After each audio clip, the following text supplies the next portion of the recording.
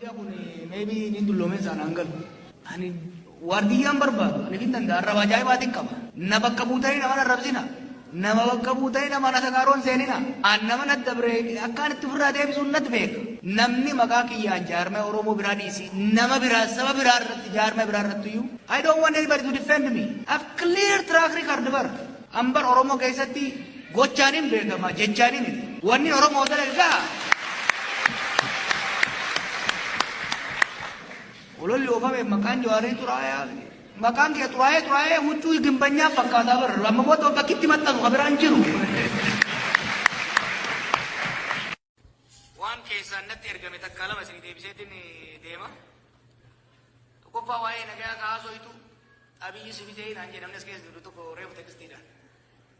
Dhugaa isinitti himu waan uummata Oromootiif ta'u waan sabaaf sablammoota saniif ta'u waan biyya sanitti nagaa fi waan hiraaraas deemaa jiru kan hanqisu osoo dalagee abiin abituun qabu ambilaashiniin hiriiraaf wanni hin jiru.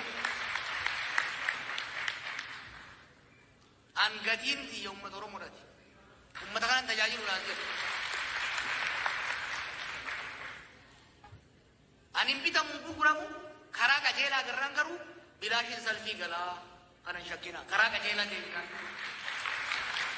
Isinitti himu dur tokko waan jibbu tokko ture mooraa qabsoo Oromoo keessa jiraadhu qabsoo jiraachisi wanni akkasii hin jiru wareegamteet aarsaa kafalteet qabsoof uummata jiraachifta waan akkanaa dhiisa Oromoo dhiisa waa'ee nabsee namaa jeneraalota Tigraay kana laala bakka takkan geessan hanga lubbuu namaatiif akkanatti birbinyuu hin dhiifnetti jeneraala meeqa as Kaalifoorniyaa irraa Booston irraa dhaqee kan wareegame uummata isaa awwaala keessa baase. Wantummaan qabsoo Oromoo laamsheessee lafarra argisiisanitti himu gaafa dubbiin jabaatte hooggansi xiyyaan nabaasiin deema uummata ofii dhiise.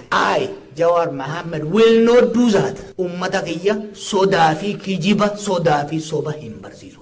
Uummata kiyya keessa taa'eetiin waan inni nyaatu nyaadhe balaa isa dhuftu wajjin aggaammadhe bakka inni gahu waliin gaha takkaa bikkaan isaan gaha takkaa bikkaan gahu irratti karaa irratti wareegama malee sodaa uummata kana hin barsiifnu. Isinillee dhiisa waan akkanaa. Naannummaa dhaabuu yoo barbaadan taate gandee safara keessanii irra qabsaa. Namni arsii tokko ka'ee hoggaa Wallagga irratti ushaashaa haasa'u. Hunda caalaa kan nama sana afaan qabuu qabu nama arsiidhaaf.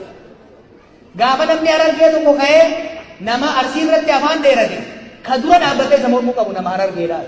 Namni Wallaggaa tokko ka'ee hoggaa arsii maqaa tureesse ka dura dhaabbachuu qabu nama Wallaggaadha.